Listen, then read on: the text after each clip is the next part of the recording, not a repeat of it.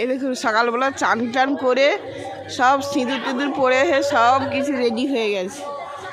এই মশারির ভিতরে কত বড় তাঁবু দেখুন, এত বড় তাঁবুর মধ্যে এত মানুষ। এইরকম তাঁবু মনে হয় হাজারখানি আছে, তাহলে কত বড় ঠাকুরের জায়গা আছে।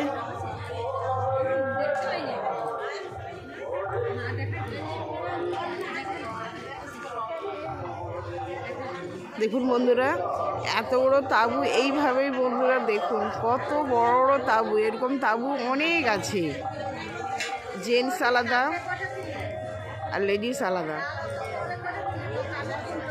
সব চান হয়ে গেছে, রাত 3টা থেকে চান টান করে নিয়ে সব রেডি হচ্ছে, ঠাকুর মণ্ডপে সব যাবে।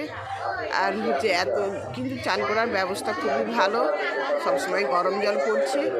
আর তোমার কোনো অসুবিধা সেরকম কিছু নেই।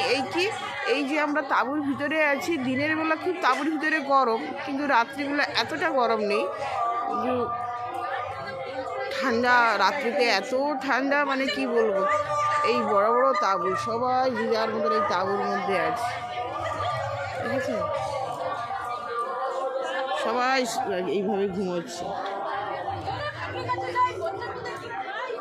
ঠাকুরের হচ্ছে যে একটা যে ভালো আশীর্বাদ, ভালো মানে পাওয়া, সব কিছু মানে এরকম পাওয়া, মানে সবাই ঠাকুরের টানেই চলে এসছে।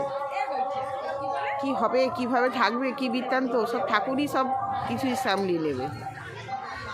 বন্ধুরা, ভালো লাগলে ভিডিওটা লাইক কমেন্ট শেয়ার করুন। ধন্যবাদ। আমরা এখনও সব এই সকালবেলা 6টা বাজে, সবাই স্নান হয়ে গেছে, হয়ে সবাই মণ্ডপে যেয়ে বসবে।